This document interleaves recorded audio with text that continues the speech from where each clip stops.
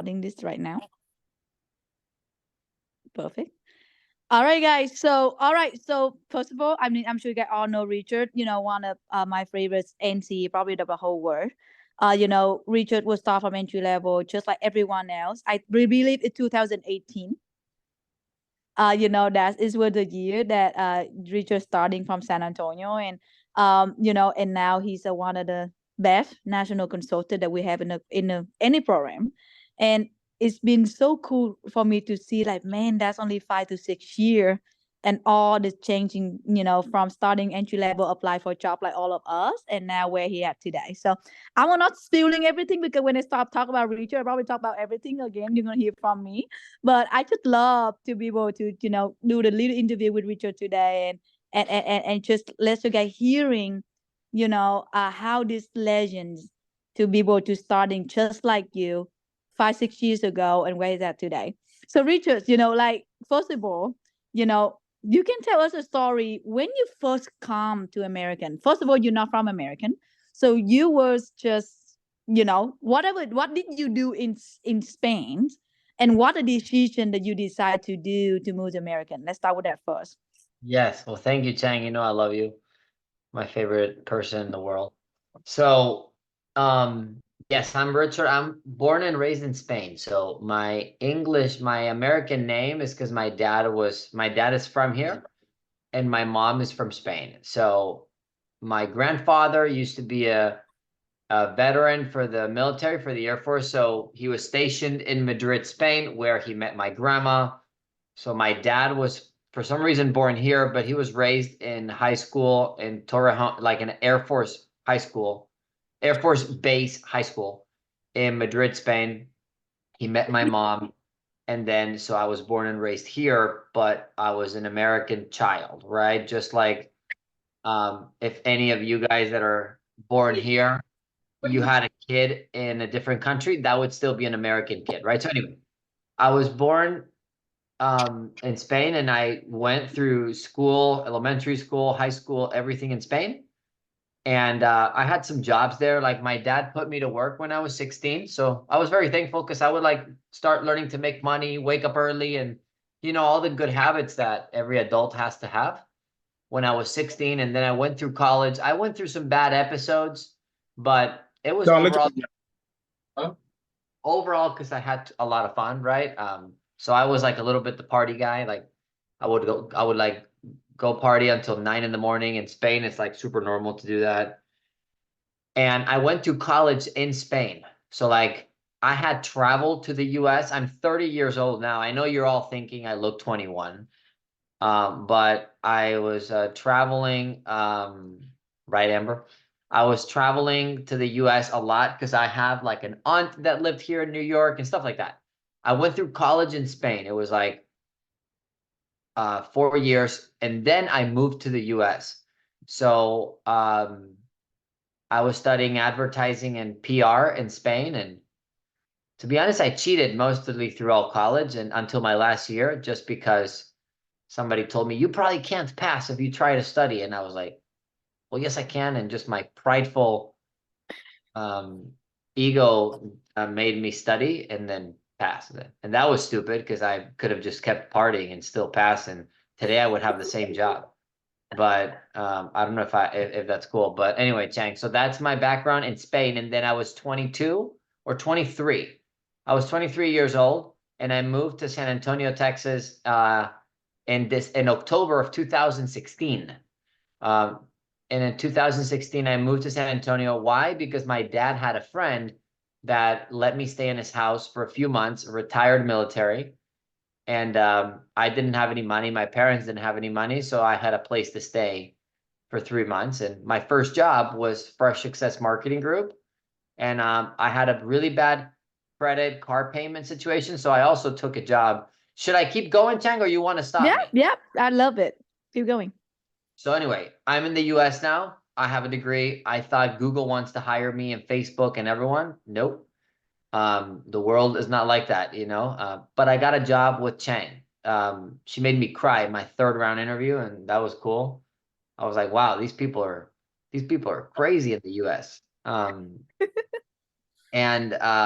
She asked me for my why and all these things. Back when first rounds were in person. Most of you don't will never experience that. And anyway, I took the position, but my I was not good in the field. Also, the field sucked back then. Like people would literally make $8 an hour, or if not, maybe 12 or 13 if their commissions are really high. Um, I got a car payment for $450 because I have no credit from Spain, so I had a really bad deal on my first car, and I needed a car. I liked the job with Chang, so I didn't really want to quit, and so I got a second job, and I went to work at Whataburger because the only place that's 24/7. They promised me I can choose my schedule, so I know I had to work nights because I was working in the office until 8 p.m., 9 p.m. shifts. And so I took a job with Whataburger and Chang. And at Whataburger, I worked 4 or 5 nights a week, make $100 per week, 400 a month. And that was my car payment. And that was how I started in entry level in San Antonio, Texas. So yeah. Richard, I remember when you first come, obviously you don't have a lot of money. You're living on your dad friends' living rooms, try to doing two job, learning the new culture, like why you decide to move to American when you could have a great party, ton of friends, comfortably have an education in Spain. Like what is make you to want to move? To be honest, like I don't know, somebody told me or it clicked with me because at first I didn't want to come here because I was like, well, I'm good. I have like my girlfriend in Spain, my friend. I know everybody. I'm confident. Um, I was not this like book reader person that like get out of your comfort zone. I was not like that. I was like, oh, you guys read, you guys stupid. I was like very, very ignorant. And I think it was my dad or somebody was like, dude, Richard, like, okay, you don't want to move to the US, but like you should still try because like I don't know what number they told me. It was like, hey, like millions of people try to cross the border, risk their life. I think we saw something on the news. Like people risk their entire life, their children like walk barefoot with no clothes just to like arrive in America and to have an opportunity to be inside the United States. And you have a passport and you're not going to use it? Like that's just stupid. And I was like, yeah, that sounds very stupid. Like that really made me like I have no rebuttal. Um, Mm-hmm. and I was like, that made me very thankful to have a US passport. And so I decided, you know what? I need to look for I want to make money. Like I want to be a person to make a lot of money and legally and then the right things. And like um I was like, the US is probably a better option than Spain. And I was so right. Because that was true, and then I started noticing teachers in class like would tell me my last year of college, once I already made up my mind and I was going to come to the US, and people would ask me like people would tell me like, hey, you should expect maybe like 1,000, 1,200 per month as your salary. Maybe when you start, like maybe when you're 28, 29, you can start making 1,500 per month. And I was like, I look at houses. It costs like 1,500 for rent for like a really nice house. Like, so like, when am I going to be able to like live by myself? And I remember the teachers telling me like, well, how much do you want to get paid, Richard? I was like, I don't know, like 5,000. And I remember saying like a big number like that. And they were like, why would you make 5,000? Like, why would nobody pay you $5,000 or euros? And I was like, well, I don't know, but like I'm gonna ask for that. Like that's like, is that bad? And they looked at me like crazy. This teacher, I still remember her. She looked at me like crazy, and that's when I realized, like, yeah, I made a good choice. I'm gonna go because is either the country's messed up or this lady messed up or like the expectations here are really low. I don't want to have to share my apartment just to afford living. Like that's insane. And now I probably make like $5,000 a day. And it's only been like 7 years or more, maybe. I don't know. And it's just so wild. So that's why I was like, you know what, I have to go. And so happy. I moved here alone. I got on an airplane, one-way ticket, and I just came to Dallas, San Antonio. Mm-hmm. Um, and that's where it started. Yeah. 2016, 2017. That's crazy. Yeah, that's why I read 2018 was the year that you promoted.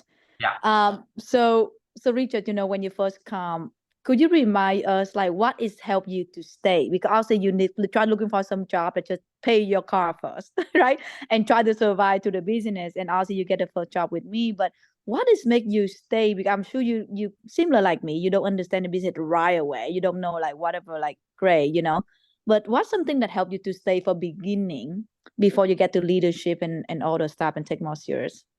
Yeah. So my relationship with you uh, um, was not very strong, but I would listen to you. And a couple things made me stay. Well, actually, the first thing is the environment. Like, I know that I was a person with not a lot of experience, so I could not get jobs like anywhere I want. Mm-hmm. And I really liked the environment. I didn't like the enjoy the field so much because I was not good at it. I think people don't like the field is because they're not good at it. When I became good in the field, I really like the field. Like people get good at people like the things that they are good at, right? But at the Right. beginning, I didn't like the field, so that was a little like, man, I was gonna probably change jobs, but I stayed because I had enough jobs in Spain to understand that like if you have coworkers that like you don't like and the environment, the boss is bad, like there's places where like working is really shitty nowadays. Like really crappy. Like people get treated terribly. Um, I'm sure a lot of people on the call know if you've had more jobs and like people get laid off, like no notices. And I just like working in the office, like it felt like weird because like you in this case the owner would just take care of me and a lot of things I didn't like, but it's because I was not good in the field, and that's why I didn't like when I didn't have good days. But I was able to stay for that. The second reason I stayed is like just listening to some meetings. Like I didn't understand the business, but I remember you telling me or you saying in a meeting like by that time you only had one kid. And I remember you took off the whole week, and I was like, or you took off. I think when you had, no, I think it was the first one when Michael was born, and somebody else Mm-hmm. ran the office. I think outside deal you had across from town. What was her name? That blonde girl. Jennifer Marvin. Yeah, and I was like, "Where's Che?" And I was like, "Well, she's off. Like she's having a baby." I'm like, "Well, how can she? Like she's the boss. She can't be off." And they're like, "Yeah, she can." And I was like, "How?" Like that really got me thinking like she can just decide that like but she's the owner and she was like well yeah she's the owner she can decide that I was like and then I started listening to you more and I remember you saying like you just brought your parents from Vietnam and it cost $150,000 dollars and I remember thinking like my mom makes 40,000 a year and I remember you say you paid $150,000 for lawyers and visas and stuff for your three parents to be years. Mm-hmm. legal American citizen, and you have just hit that goal. Your parents had just came to the U.S. They have not speak no English, and I remember that's when I asked you how old you are. Probably super rude to ask that to your boss and a lady. Um, I still ask because I was like, just want to know your age. You were like, I'm 28, and I was like, 28, like that was like that's so young. To me, that was old because I'm 23, but like I was like, you're 28, like that's my mom, like 45. And I was like, so I didn't understand the business, but when I saw that like you had accomplished like things that are like that crazy, that made me stay. That was the second thing. So the first thing, environment. The second thing, just really seeing what you did. I realized like I compare myself to my friend in Spain, which is the people know. So I would compare myself to my friends, which we all do. And I was like, I started to feel lucky. I was like, I have like the most cool and best boss that all of you guys have. Like you guys your boss sucks. And my boss is like this like female. boss lady. And I was really I would talk about you a lot. But then the third thing that helped me stay was I really saw someone get promoted. I saw someone cross the finish line. And I was like, and that person was very close to me, David. And that was when I was already maybe 8 months, 1 year in. But when I Hmm. saw somebody do it that was in the field with me every day, and they crossed the line and they got their check and they got their office name and their logo and they open up and I had to change payrolls and I saw their bank account grow to $16,000 in 2 weeks. That's how much David made. Um, that's when I was like, wait a minute, like, am I applying for this? Like, am I in the same training that you are? And he was like, yeah. I was like, wow. Like, even if I'm half as good, that's more money than I'll ever need. And when I saw someone get promoted, which now it's a lot easier with the regionals, now everyone sees it everywhere in every office. It happens all the time. But at that time, I never seen anyone until I saw David. Actually, no, it was not. It was not 8 months in. It was 4 months in. So it's like really you're it was beginning it of was the trip. it was the day I met my wife for the first time. Yep. Monica, I still have the notebook. She wrote down her number because I needed to network. And she was a national trainer, guys. So don't go and like date everyone in the office. Like this lady was not in the training. So shut up. Don't judge me. But um anyway, it was like November, like 1 month, 2 months in. But then when he actually opened up, yeah, that's probably when he actually opened up, is probably when I was more mature a little bit in the business and I started asking David questions. And so those three reasons why I stayed and I was like, I really want this for me now. Yeah. That's awesome. And Richard, obviously everyone want to know, when you go to the training program, right? Obviously the different division, different thing on the stuff, but what is the most three or four thing that the challenge you the most that you have to change to be successful and to be promoted on that time?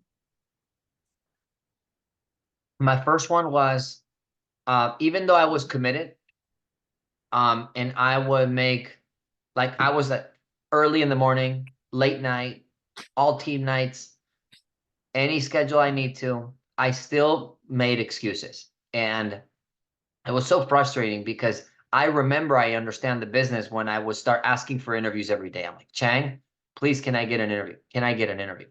And I remember one day at HEB 164 in 21,000 San Pedro Avenue, San Antonio, Texas. I remember everything about that store. That you text me back and you said, you can't get interviews because you suck. And I was like, wow, like you're right. I do. Lately, I just been doing really bad. And I was like, but Chang is like, this store is really bad. And um, that really what changed my career in the field is that one lesson you taught me. And for anybody that's never heard it, I would make excuses every day in the same store, selling product, and I just couldn't sell more than $200, $100 a day, $300 like a best day. It was a very small store. I still believe it's just a shitty store. And it's just, I couldn't get it done. I couldn't get it done. And some days I was lazy, but some days I would work really hard and I still couldn't get it done. And it was like so frustrating. And I really believe like that area of town, just not the best area to sell skincare. Like I remember went to the office and I told Chang, like, Chang, there's other product, other campaign, other side of town, but like in this place, you're not gonna, nobody can do so well at skincare. Like it's just, I'm like, it's not me. It's like, I'm not trying to make excuses. It's just like, I'm telling you, like, no one's gonna high roll this place. Like, I'm sure someone better than me, but no one's gonna high roll this place. Like, I was really convinced, like, hey, I'll work hard every day. It's no excuses. It's just, I just can't do it in this place. And I was like convinced. I say that out loud to my owner, to my upline, right? And I didn't think it was disrespectful. I just thought it was like, it's just the truth. And because I just couldn't get over it, man. It was like 2 weeks. And so anyway, so the next day, Chang, you took me off of the schedule. And I was almost happy about that because I remember I went to Buffalo Wild Wings and I watched a soccer game and had a great time, and I remember you text me in the middle of the day, like at 2 p.m., and you text me 400. And I was like, what's this mean, 400? She's like, and you texted me back. You said, I'm already at $400. I'm in your store that I took you off. And I was like, then I read that message and I was like, oh shit, like really? And I just replied back like cocky, like, cool, Chang, great check-in, keep going, or like literally like that to my owner. And she's like, I'll let you know. When I do 1,000, I never did 1,000. Like I never even got close to 400. She's like, when I live 1,000, I'll leave. And she texts me at 4 p.m. At 4 o'clock, like the shift is done at 6. At 4 p.m., you texted me and you said, I'm at $1,200. I'm leaving. And I just was like, I was freaking out. And I remember text you back like, good job, or something really cocky. And the next day I couldn't believe it. And so the next day I went to the store and I had to ask the manager of the store to show me the sales because I didn't believe that Chang actually did $1,200 because I would fight my life in that place to do 400. And it changed my life that day. The manager printed the receipt and the manager of the store removed all the excuses for me and of my whole life in the field that day because I asked the manager, like, well, how was the day yesterday? I know I wasn't here. I was off. And the guy said, like, wow, it was great. There was an Asian lady and like everyone was buying from her. And I was like, wow, probably a lot more people in the store, right? Than the other days. And the manager's like, no, actually, yesterday's super slow.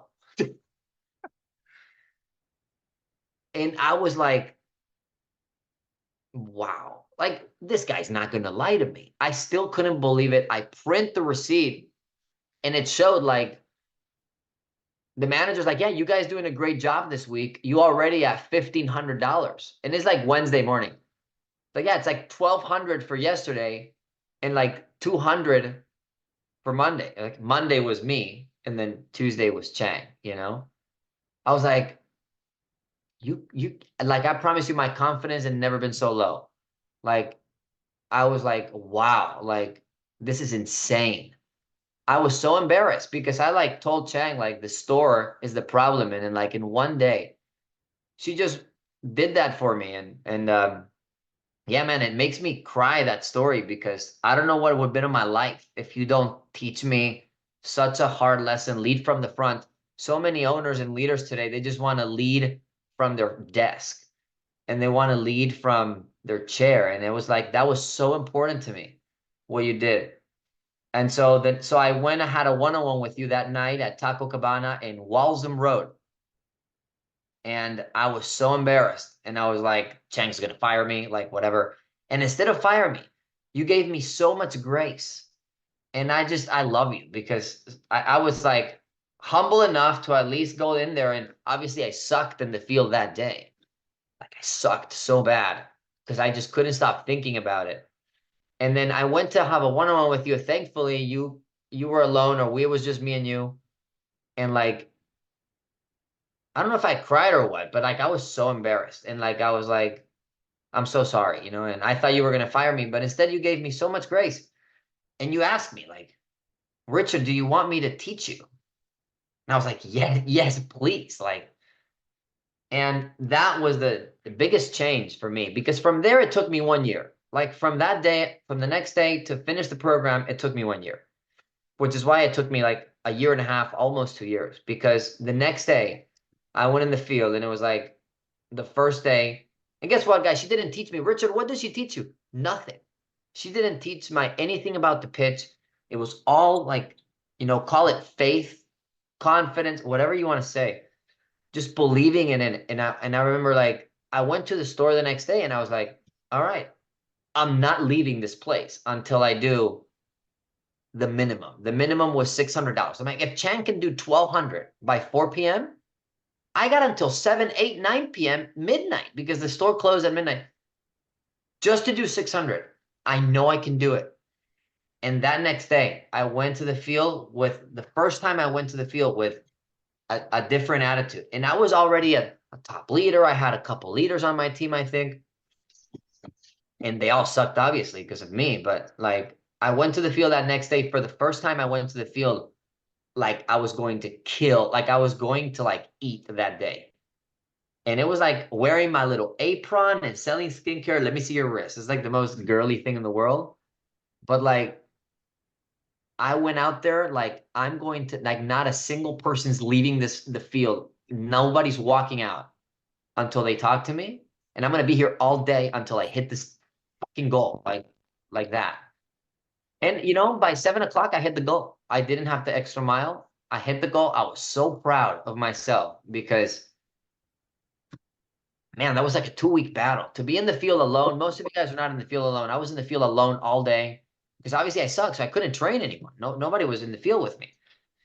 And from there on, I became like the number one person in the field for like the next year. I was the high roller in the country. I actually started making money. I stopped working at Whataburger. Like I would go in the field every day with this confidence of like, I'm going to make $1,000 today and every day and every single day. And it was not perfect. I didn't high roll every day for a year. It's 1 year, right? But I never made an excuse again.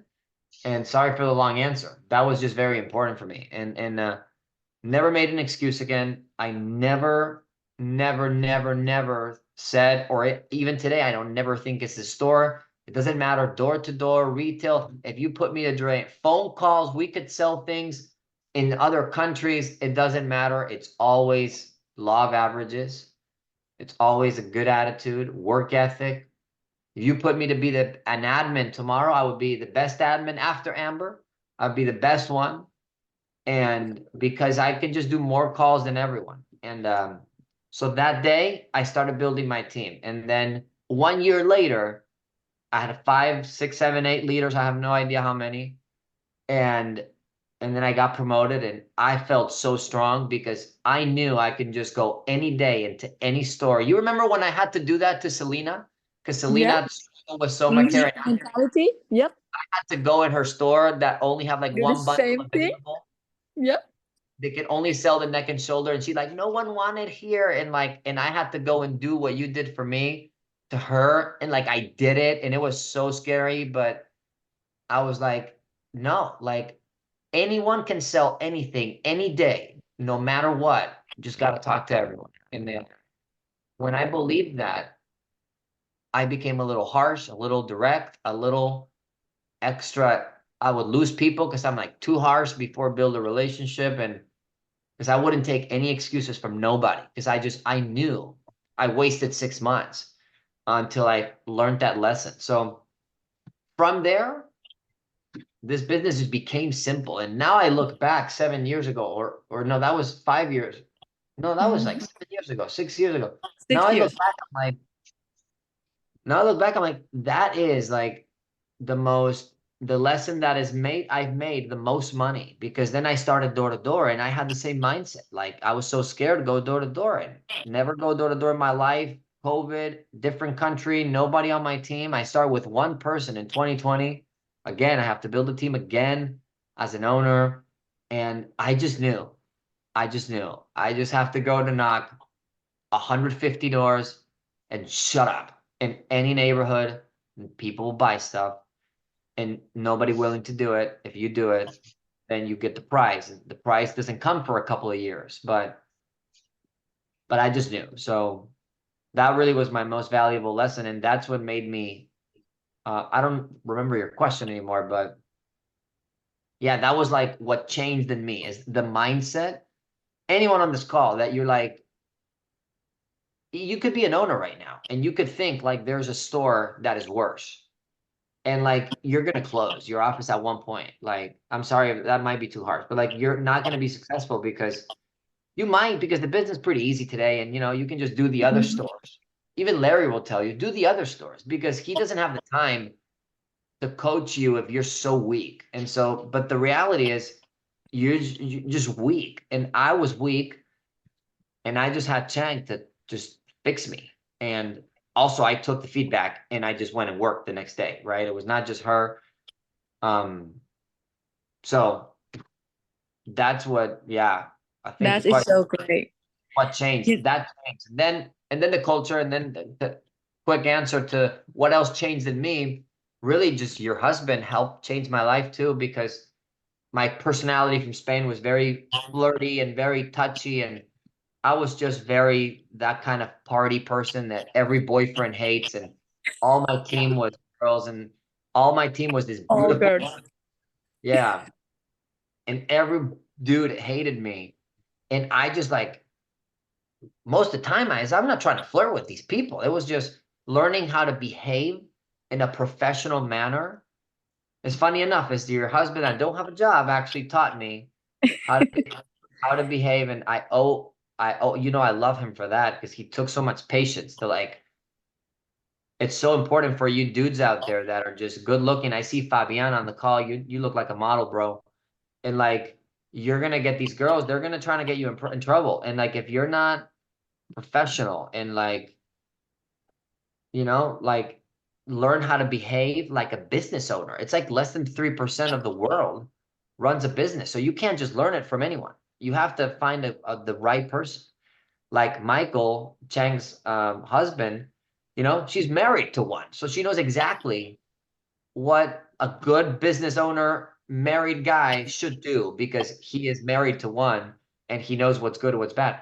So help me change my manners to go from employee to business owner in my behavior, my body language, my facial expression, and just always be the person that speak less and just very professional. So those are the two main things: mindset and then professionalism that I had to change for sure. Yeah. I want to adding on this story you don't know is, look, I appreciate you share on the story, but to be honest, I done this to so many people. But one thing the difference between Richard and a lot of people I training that didn't make it is he actually, number one, he confident, he's really honest. I think one thing that I have a hard time with Richard when I first started is I don't know if this guy just question me all the time or he just don't like me, but it's not. It's just he's so honest and tell you what it is that you might not feel comfortable with. Right. So Richard come to my office so confident, like this store is bad. I don't know anybody to tell you, but I tell you. You know what I mean? I'm like, man, he's brave. you know, and then he just, go to my husband, like, Michael, I don't understand why this boyfriend don't like me. I didn't do anything. And then we over here see him like picking this girl up and giving hug. And because this is in Spain, that's why they, do two kiss on the cheek, two side. It's not American, but that's Spain, right? So like Richard is generally honest of what he feel or what he thinking in his head, and he willing to do it to a upline. That's why something I love about when the more I work with Richard, the more I know that like he want to tell you what the truth, what he's seeing, what he feeling, and he's generally just honest. And I think a lot of time, a lot of us missing that is you just have to be honest with your upline. Have to tell them what it is, because good or bad, you find solution of it, right? And I think that's the best thing about Richard. Now, the second thing I love about Richard is if when we're teaching Richard, he will, if we recognize the right thing, he'll get it done. And Richard, share with us a little bit, like when you decide to show up at my house every single Sunday, because before we didn't, but in the moment you start doing it, and you're the only one that doing that every single Sunday, doesn't matter what. You show up and you hang out with an hour before I go church or do whatever, and you do it for you. It wasn't Chang make you do it. It wasn't Chang tell you to do it. You were bringing up this yourself. Like, could you share with us, like, when, like, why you do that? Like, what is in your head that you start doing it and you do so consistent? Yeah, and that was for a long time. That was for a year. And Sunday was the only day that I could wake up a little bit later, like at 8. And like I still didn't, which was painful. And most of you think like, dude, like, did you like go every day on time? No, I remember sometimes I go up to Cheng's house and I still late to her because I'm exhausted and I have to apologize. So this is not a perfect story, right? For you guys that Mhm. are perfectionists out there. and don't be a perfectionist because it's just an excuse to like not really do stuff at the end of the day. But I would go to check when I realized the position I wanted. And I was not, like I said, I was not a book reader like I am now. Now I read every day, but I was not stupid. Like I think you guys are on this call, you're not stupid. And like I realized, like, okay, I'm applying for a position, I'm training to have the same job than Chang. When I realized that, like, I realized that she would get paid more if I made it there. So I knew she was interested in me too. Like it was not just me chasing Chang. I realized like it's good for her too, and it's good for her family because I knew what she wanted in her life is to take care of her family. So I was like, I was less scared of rejection from Chang because I knew it was good for you, Chang.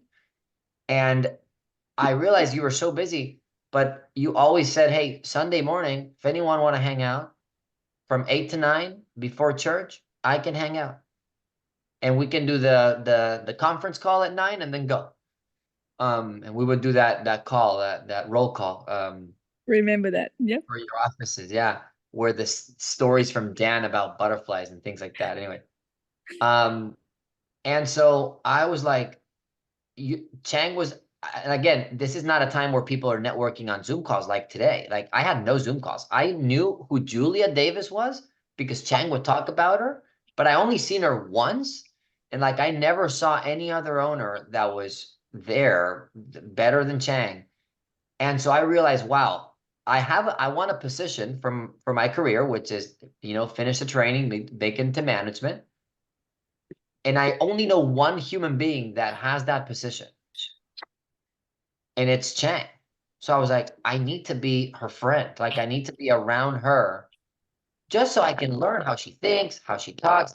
I ended up speaking like her. Like I had the same I can speak a few words in Vietnamese still today because like I was just around her so much. And it's not to be funny. And I am funny also, like that's true, but it was just because like okay, if you want something, then you got to go be around that, right? If you want to be a soccer player, then go to hang out with people that play soccer and talk about soccer.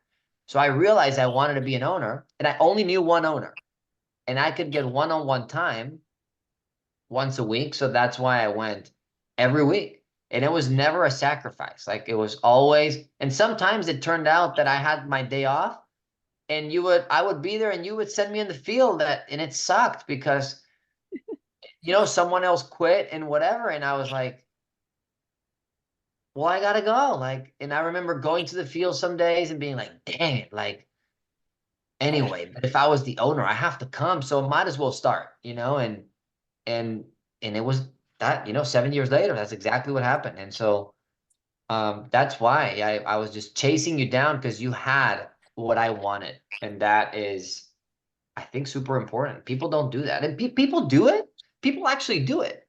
They think we're blind. So like when people now don't chase the owner, they chase girls.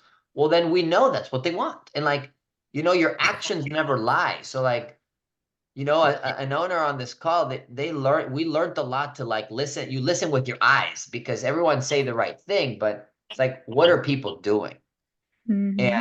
now I see people. I don't have to check with them that they don't want to be around me. They just don't, and I can just tell them because it's what they do. You choose who you are based on where you spend your time and your money. So if you have 25 hours of screen time every week on TikTok and Snapchat, that's where you want to be. So that's why I did it. Check. That is awesome. And I know you do the same thing when after COVID, when everything wrong happened, you build your business again and then you fire Raf, right? And Yeah. you also committing yourself. You last time you told me you commit yourself 2 years hang out with Raf because now that is the next person. One thing I want to bring that out because I feel I can help Richard on certain place, but I can't get Richard on another place. And he was so smart when you're finding another rabbit. Like that's another thing. Like you don't have to chase on one person. Like my dad only can get me to professional tennis in when they're 14. But when they pass 14, he don't know how to teach between 14 to 18. Right. So then he gave me another coach so I can actually better player. And the same thing with Richard's situation, right? I was so glad I get him to where he need to be. but he was so smart to keep picking the people better than him, and then he stuck with them. Same thing he did with me, but with Raph, and now you guys can see he growing double faster. So when you starting on that, Richard, like is it almost the same mentality, right? When you actually see Raph and you start reading, you start copy everything he does. Like, tell us that little transition when you actually start getting promoted to RC and NC. It was the same mentality. So I looked at Raf. He was local in my same city, and I wanted to be where he was at. Like I realized that. I'm like, I want to be where he's at because I had 0 people on my team. He had 30, 50, 100 people. And he's a year younger than me, and I can drive to his office every day. So I went to his office for the first time. I had nobody. I have one outside deal, Aaron, who's still around today. And then I kept going to visit Raf. And, 2 years later, I have, now I think it's like 20 or 25 offices I have. And um, it's going up and down. But, and I would visit Raf once a month, once every 2 months, until I just look and sound like him. And my culture is the same, and my leaders say the same crap from their word, and they read the same books. And rap was an NC. So guess what happened? I just copied the NC. And then 2 years later, I was an NC. There's just no, it's literally, this is not gambling.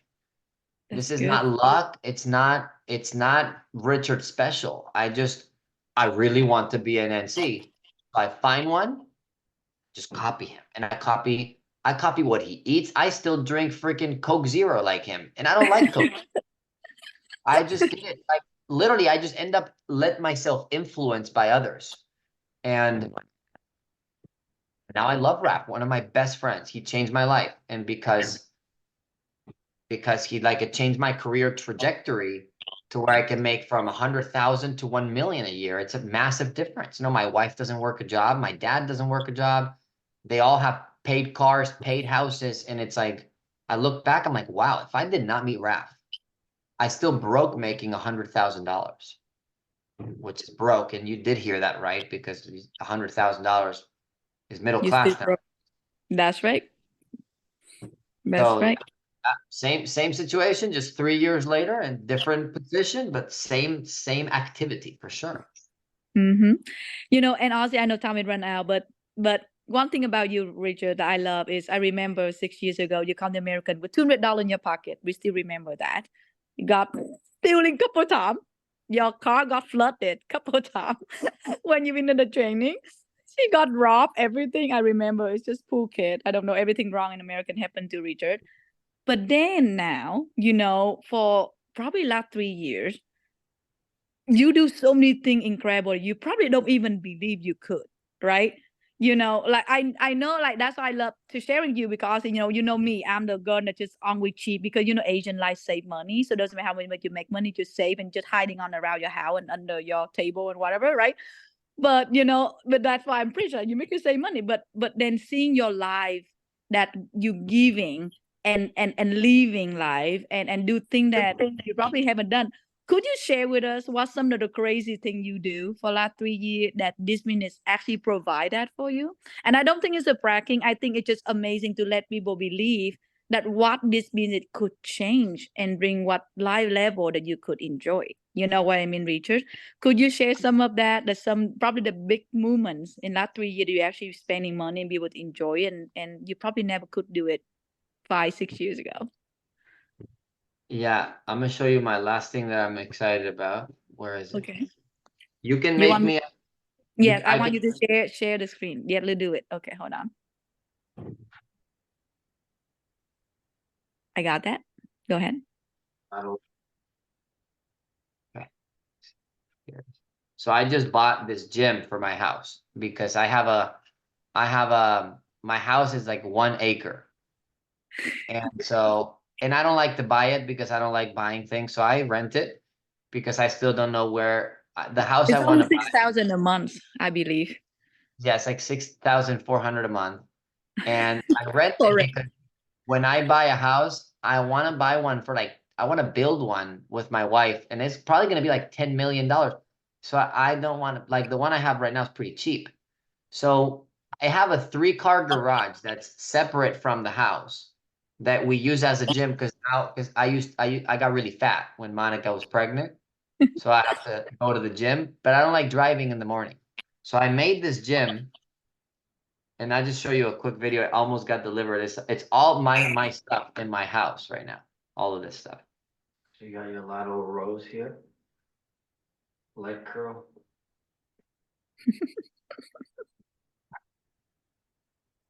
Like this over there. That's insane, dude. Thank you, bro. I got one machine missing over here. That is crazy. You turn the whole cross to the gym. Good. Yeah, and it's just insane. And like you hear me on the video say, "Thank you, bro." It's to Hidalgo because I'm like, man, thank you for everything you helped me. And that's just a small thing. But yeah, it literally cost me like almost $50,000 to buy all of this gym stuff. Um, and no, like you said, I think the whole business is like a lie. It really is lying because we lie in the interview, say you make $100,000, and that is so low compared to the amount that, like, you see Sam on this call. He's an owner on AT&T. He makes way more than that, and I don't know what it is, but it's probably like 3, 4 times that. And he's not even a regional yet. Whenever he's a regional, it's going to be insane because the office that he has. Um, so just so you all know, like I know 100,000 was like for me having 1,000 in my checking account. I remember when I made 1,000 in my checking account, and then my car flooded. I had to buy all 4 tires, and I went I down, remember. down to like 150. And the more broke you are, the worse luck you get. And More like, problems. yeah, like now I don't have these problems. My tires are fine now. It's kind of crazy, is it? And so some of the cool stuff that we were able to do. So You yeah, I get a bought big this check gym. for charity. I think it's like $70,000 for Yeah, charity. definitely donated, at this point, way over 100,000 to charity. I believe, I believe in God, and I believe in giving away, and you don't have to believe in God to do this. Like it's just a spiritual principle. If you give, um, you'll get, but if you hold on to your little money you got, then no way to put more inside because it's like blocked, and that's just a financial principle, rich dad, poor dad. You don't have to be faithful to understand that. Um, Even though I would recommend it. But so, my wife doesn't have a job. Um, You we retire bought your debt. Mhm. we bought a car for her mom because her mom just, ran out of her car, and so we just bought one for like it was like $19,000. And we just bought one in cash. And hey, just pick one. I didn't even look what car it is. Just pick it. And let me know how much. And we just bought a car for my wife's mom, which was incredible for her. Um, every time I go to Spain now, I go a couple of times a year. I always fly in first class. It costs me like $10,000 a plane ticket. I don't care. My dad doesn't have a job. He makes like 50,000 a year from my office. He also need a car. So we buy him a car. It costs me 75,000 euros to buy him a car in Spain. So I have to like send him the money and transfer the money and all these taxes and so we just bought a car for my dad. It was like 75,000. The same month I bought the gym for 40,000. Like it was insane. I just paid for their mortgage, Chang. So now my parents don't own a house. Yay. It's so funny because now my parents literally the tenant leave them stranded. And normally they would be really stressed because no one gonna pay for the house. All right. But now they don't owe anything because and I have a frame in my office. You'll see it when you come to Dallas. It's like I paid myself one check for 1 week for $275,000. Two That's hundred all. seventy-five thousand for 1 week of my paycheck. Um, and like people say in this interview that you make 100K a year.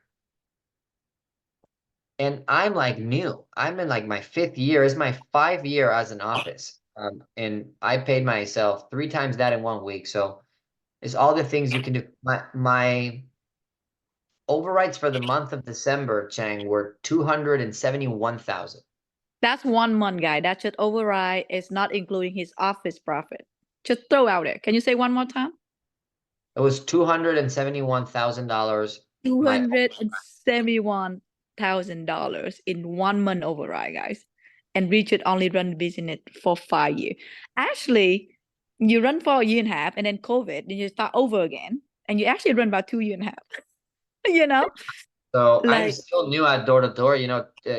Ken keeps telling me like, Richard, stop saying door to door office is like you not door to door office. You also door to door office. I'm like, I just think like I'm a roadshow office. right.